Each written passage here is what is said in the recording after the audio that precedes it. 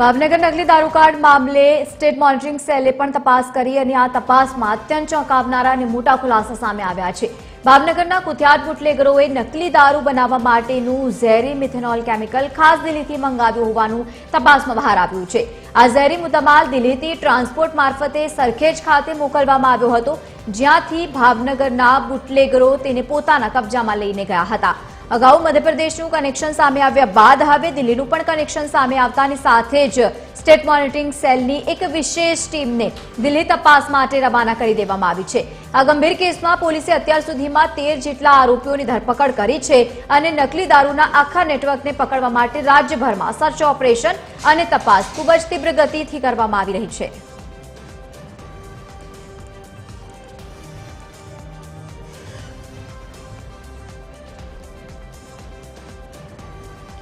પહેલા જ પ્રમાણે આ સમગ્ર ભાવનગરમાં દારૂકાંડ સર્જાયું, દિલ્હી સુધી તેના કનેક્શન જોવા મળી રહ્યા છે। નકલી દારૂકાંડમાં તપાસ જે પ્રમાણે કરવામાં આવી રહી છે, દિલ્હી સહિત મધ્યપ્રદેશ સહિત રાજ્યોમાં હવે તપાસના ચક્રો ગતિમાન કરવામાં આવ્યા છે। તમામની વચ્ચે નકલી દારૂકાંડમાં દિલ્હી કનેક્શનનો એક ચોંકાવનારો ખુલાસો સામે આવ્યો, જે આખું એક કૌભાંડ ચાલી રહ્યું હતું। નકલી દારૂ બનાવવા માટે મુદ્દામાલ દિલ્હીથી ટ્રાન્સપોર્ટ કરી અને સરખેજ મોકલાયો હતો અને આ સમગ્ર પ્રક્રિયા દરમિયાન ભાવનગરના બુટલેગર સરખેજ આવી અને ત્યારબાદ મટીરીયલ લઈને ગયા હોય તે પ્રમાણેની માહિતી છે। અને બીજી તરફ દિલ્હી કનેક્શન સામે આવતાની સાથે જ એસએમસીની ટીમની હવે દિલ્હીમાં પણ તપાસ થઈ રહી છે, પરંતુ બીજી તરફ અત્યાર સુધીમાં સમગ્ર કેસમાં 13 જેટલા આરોપીઓની ધરપકડ કરી લેવામાં આવી છે। બીજા લોકોની પણ ધરપકડ કરવામાં આવી રહી છે।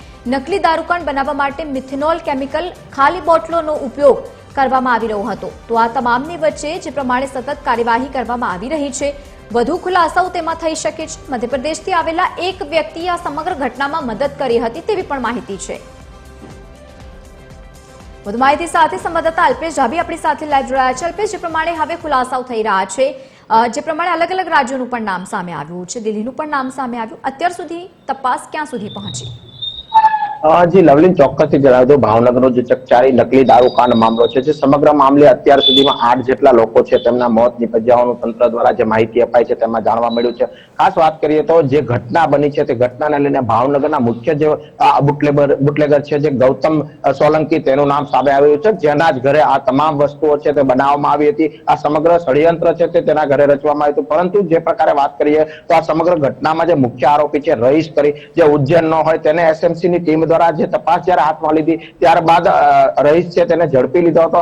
ગઈકાલે તેને ભાવનગર લાવવામાં આવ્યો હતો, તેને કોર્ટ ખાતે રજૂ કરી 9 દિવસમાં રિમાન્ડ મંજૂર કર્યા છે। જે સમગ્ર ઘટના અંગે હાલ સૂત્રો પાસેથી માહિતી મળી રહી છે તે મુજબ આ ગૌતમ સોલંકી છે તેને અગાઉ પણ 51 પેટી દારૂ બનાવ્યો હોવાની વાત સામે આવી રહી છે અને તે 51 પેટી બનાવ્યા બાદ વેચી માર્યો હતો। જ્યારે બીજી તરફ વાત કરીએ તો બીજી વાર પણ આ જે દારૂ બનાવવાની પ્રયાસો કર્યા હતા, પરંતુ ક્યાંક ને ક્યાંક તે નિષ્ફળ ગયા હોય, તે લોકોને ખબર પડી કે આ જે દારૂ છે તે યોગ્ય નથી બન્યો, ત્યારે તે લોકોએ એ દારૂ છે ફેંકી દીધો હોવાનું પણ જાણકારી મળી રહી છે। ત્યારે બીજી તરફ વાત કરીએ તો ત્રીજી વાર આ જે રહીશ છે તે પોતે અહીંયા આવ્યો હતો, જે તમામ મટીરીયલ છે તે તેને સાથે તેને બનાવ્યું હતું, જેમાં એક નરેન્દ્ર યાદવ નામનો જે ડોક્ટર તરીકે ઓળખાતો શખ્સ છે તે જે આ દારૂ બનાવવામાં મુખ્ય જે હતો તે પણ આ દારૂનું સેવન કર્યું અને પોતે પણ જે મોતને ભેટ્યો હતો। પરંતુ બીજી તરફ વાત કરીએ તો જે પ્રકારે આ દારૂને લઈને જે મોતનો ખેલ ખેલાણો છે તેમાં સમગ્ર ઘટનામાં છે તે મધ્યપ્રદેશના શખ્સનું નામ ખુલવા પામ્યું છે, પરંતુ જે સમગ્ર મટીરીયલ છે, જે ઇથેનોલ મિથેનોલ સહિતનું જે મટીરીયલ છે તે દિલ્હીથી સરખેજ લાવવામાં આવ્યું હોય અને સરખેજ બાદ તેને ભાવનગર લાવવામાં આવ્યું,